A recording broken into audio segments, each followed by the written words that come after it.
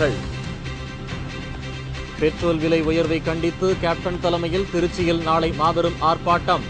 மத்திய மாநில அரசுகளை எதிர்த்து நடைபெறுகிறது.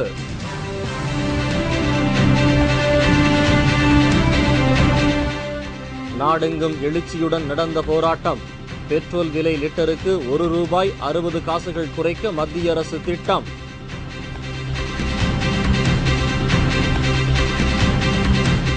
காங்கிரஸ் கூட்டணி மீதான வெறுப்பு பாஜக மீதும் உள்ளது.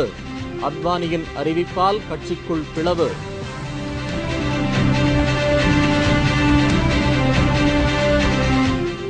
நாட்டின் பொருளாதாரம் வரலாறு காணாத வீழ்ச்சி. தனியார் துறையில் உற்பத்தி குறைந்ததால் பிரச்சினை என்று பிரணாப் முகர்ஜி கருத்து.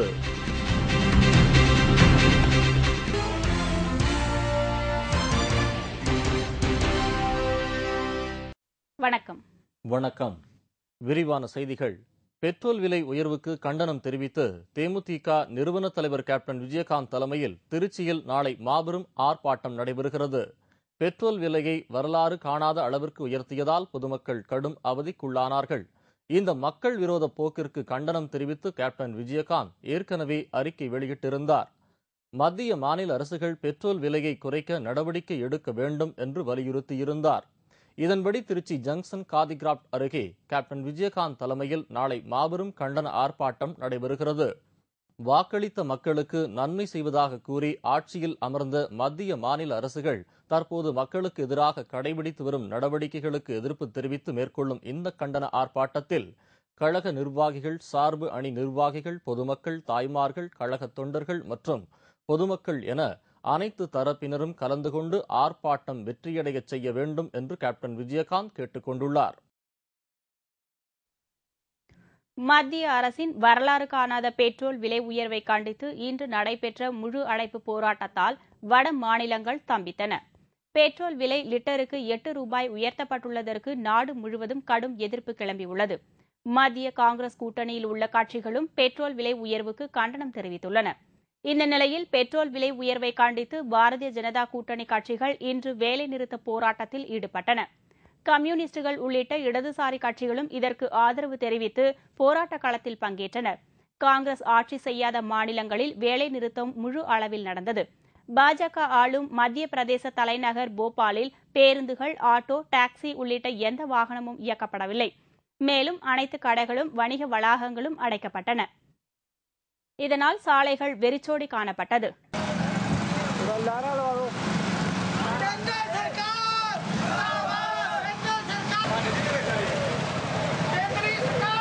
டெல்லியில் செய்தியாளர்களிடம் பேசிய பாஜக தலைவர் நிதின் கட்கரி மத்திய அரசின் தவறான கொள்கையால் விலைவாசி உயர்ந்துள்ளதாக குற்றம் சாட்டினார். The government needs the leadership, the credibility, the policies and decision-making policies.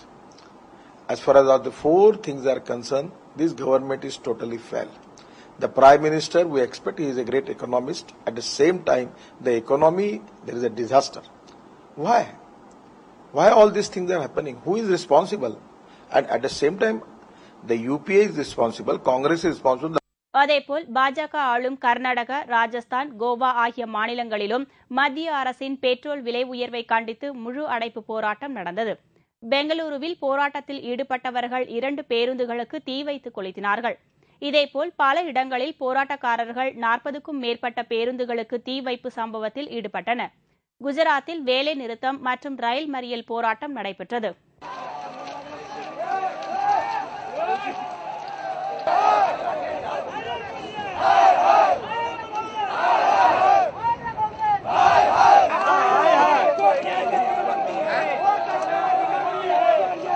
Samajwadi ஆட்சி செய்து வரும் உத்தரப்பிரதேசம், திரிணாமுல் காங்கிரஸ் ஆட்சி நடத்தி வரும் மேற்கு வங்கம் மற்றும் அகாலிதள் ஆட்சி செய்து வரும் பஞ்சாப் உள்ளிட்ட மாநிலங்களில் வேலைநிறுத்த போராட்டம் நடைபெற்றது. லக்னோவில் சமாஜ்வாதி கட்சியினர் ரயில் மறியல் போராட்டம் நடத்தியதால் பல்வேறு இடங்களுக்கு புறப்பட்ட விரைவு ரயில்கள் பாதி வழியில் நிறுத்தப்பட்டன. இதனால் பயணிகள் பெரும் அவதிக்கு ஆளானார்கள். இதேபோல் பீகார், ஒடிசா உள்ளிட்ட மாநிலங்களில் பெட்ரோல் விலை உயர்வை கண்டித்து போராட்டம் நடந்தது. மேலும் டெல்லி, புனே, பாட்னா உள்ளிட்ட முக்கிய நகரங்களில் ரயில் மறியலில் ஈடுபட்ட ஏராளமான எதிர்க்கட்சியினர் கைது செய்யப்பட்டனர்.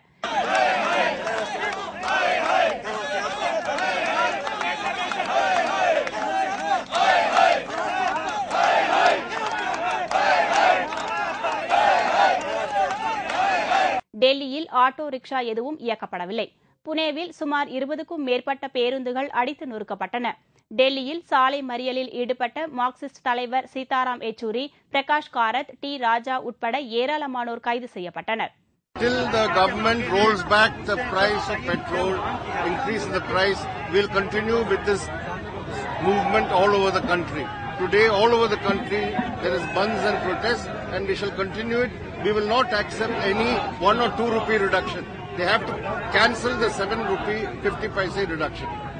தமிழ்நாட்டில் நடைபெற்ற முழு அடைப்பு போராட்டத்தில் CITU, AITUC தொழிற்சங்கங்கள் மற்றும் பல்வேறு அமைப்புகள் பங்கேற்றன. இதனால் பெரும்பாலான கடைகளும் ஹோட்டல்களும் அடைக்கப்பட்டன. சுமார் 1.5 லட்சம் ஆட்டோ ஓட்டுநர்கள் இந்த வேலை நிறுத்தத்தில் கலந்து கொண்டனர். மத்திய அரசின் பெட்ரோல் விலை உயர்வை கண்டித்து நடைபெற்று வரும் இந்த வேலைநிறுத்த போராட்டத்தால் வட மாநிலங்கள் ஸ்தம்பித்துள்ளது. என்றாலும் தமிழகத்தில் அந்த அளவுக்கு பாதிப்பு ஏற்படவில்லை. வழக்கம் போல் பேருந்துகள் இயக்கப்படுகின்றன. இதனிடையே போராட்டத்தின் எதிரொலியாக உயர்த்தப்பட்ட பெட்ரோலுக்கான விலையை ₹1.60 குறைக்க மத்திய அரசு முடிவு செய்துள்ளது. இதற்கான அறிவிப்பு பாஜக மேலிட தலைவர்களிடையே பகிரங்கமான முறையில் பிளவு ஏற்பட்டுள்ளது. நிதின் கட்காரி 2வது முறையாக தலைவராக தேர்ந்தெடுக்கப்பட்டதற்கு பாஜக மூத்த தலைவர் அத்வானி ஏற்கனவே பகிரங்கமான முறையில் எதிர்ப்பு தெரிவித்திருந்தார். இந்நிலையில் இன்று டெல்லியில் செய்தியாளரிடம் பேசிய அத்வானி, பல்வேறு ஊழல் குற்றச்சாட்டில் ஈடுபட்டு வரும் ஐக்கிய முற்போக்கு கூட்டணி அரசு மீது மக்கள் கடும் கோபத்தில் உள்ளதாக தெரிவித்தார். அதேபோல் தனது பாஜக மீதும் மக்கள் அதிருப்தியுடன் இருப்பதாக அத்வானி குறிப்பிட்டார். இந்த சூழ்நிலையை பயன்படுத்திக் கொண்டு எழுச்சி வரும் நிலையில் பாரதிய ஜனதா கட்சி இல்லை என்றும் இதுகுறித்து கட்சி சுய பரிசோதனை செய்ய வேண்டிய நேரம் வந்துள்ளதாகவும் அத்வானி கூறியுள்ளார். ஜார்க்கண்ட், கர்நாடகா ஆகிய மாநிலங்களில் நடைபெற்ற சம்பவங்களை நிதின் கட்காரி தவறான முறையில் கையாண்டதாகவும் அத்வானி குற்றம் சாட்டினார். அத்வானியின் இந்த கருத்து பாஜகவில் உள்ள மற்ற மேலிட தலைவர்களை அதிர்ச்சியடைய வைத்துள்ளது. இதனிடையே டெல்லியில் உள்ள பாஜக தலைவர் நிதின் கட்காரி வீட்டில் பாஜக மூத்த தலைவர்கள் இன்று ஒன்று கூடினார்கள். அதில் அத்வானி தெரிவித்த கருத்து குறித்து விவாதிக்கப்பட்டுள்ளது. நிதின் கட்காரி ஆதரவாளர்கள் இதில் கலந்து கொண்டு அத்வானி தெரிவித்திருந்த கருத்துக்கள் குறித்து அதிருப்தி தெரிவித்தார்கள். இந்திய பொருளாதார வளர்ச்சி 9 ஆண்டுகளில் இல்லாத வகையில் 5.3% குறைந்ததை அடுத்து பங்கு சந்தைகளில் கடும் வீழ்ச்சி ஏற்பட்டுள்ளது. நடப்பு நிதியாண்டின் மார்ச் மாதத்துடன் முடிவடைந்த 4வது காலாண்டில் இந்தியாவின் பொருளாதார வளர்ச்சி விகிதம் 5.3% சரிவடைந்துள்ளது. கடந்த 9 ஆண்டுகளில் இல்லாத அளவுக்கு இது மாபெரும் சரிவாகும். இதைத் தொடர்ந்து வேளாண் துறையின் உற்பத்தி 1.7%, தொழில்துறையில் உற்பத்தி 3% இந்த 4வது காலாண்டில் வீழ்ச்சியடைந்துள்ளது.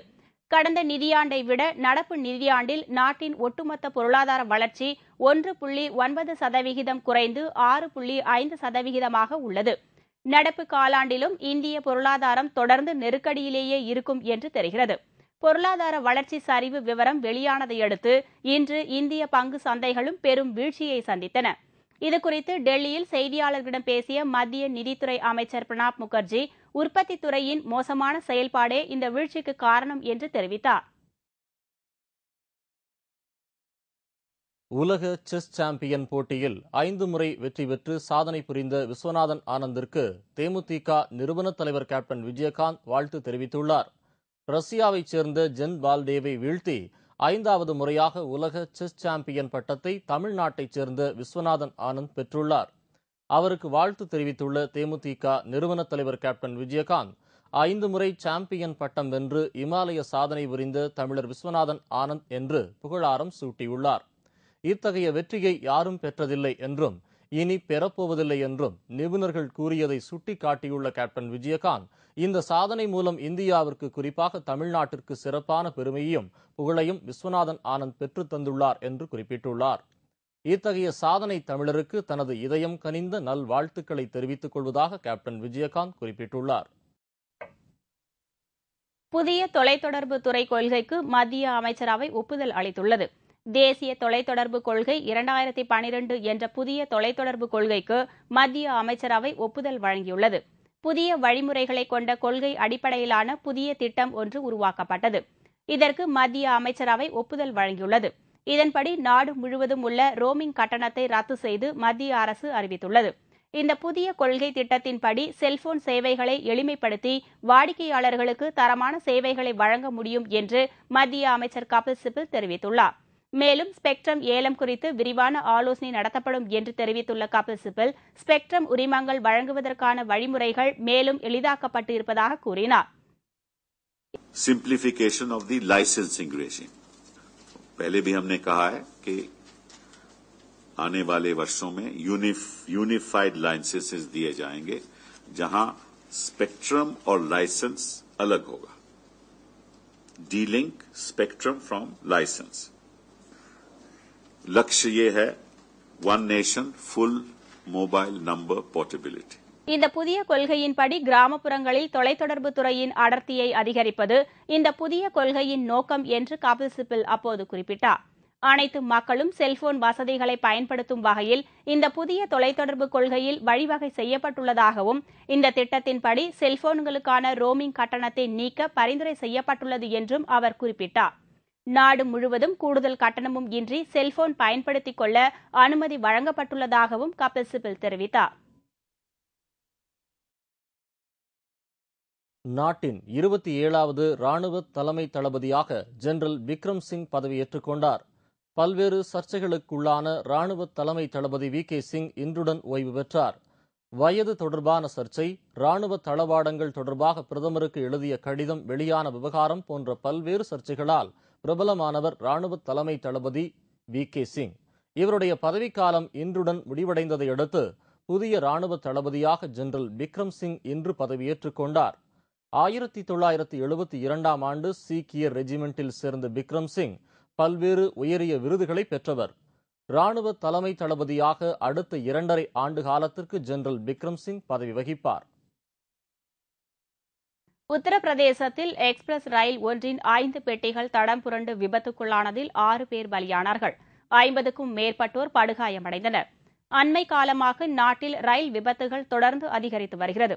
அதிக பணி சுமை, ஊழியர்கள் அலட்சியம், நிர்வாக கோளாறு என்று பல்வேறு காரணங்கள் கூறப்பட்டாலும் அடிக்கடி நடைபெறும் விபத்துகளால் பலர் உயிரிழந்து வருவது தொடர்கதையாகி வருகிறது.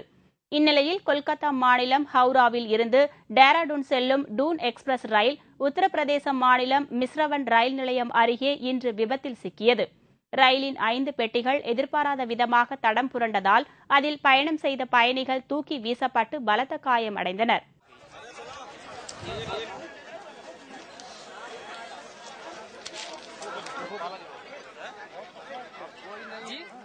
இந்த விபத்தில் இதுவரை 6 பேர் பலியானதோடு 50க்கும் மேற்பட்டோர் படுகாயமடைந்துள்ளனர். தகவல் அறிந்து மீட்புப் படையினர் சம்பவ இடத்திற்கு விரைந்து மீட்புப் பணியில் ஈடுபட்டு வருகின்றனர். விபத்துக்குள்ளான ரயில் வழக்கத்திற்கு மாறாக அதிவேகமாக சென்றதாலேயே விபத்தில் சிக்கியதாக கூறப்படுகிறது.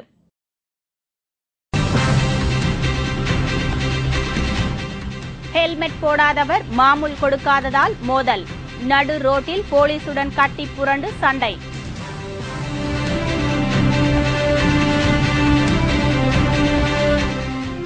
புதுக்கோட்டை தேர்தலில் அங்கீகரிக்கப்பட்ட பூத் ஸ்லிப் வைத்து ஓட்டு போடலாம். தலைமை தேர்தல் அதிகாரி அறிவிப்பு. மற்றும் பல செய்திகள் விளம்பர இடைவேளைக்கு பிறகு.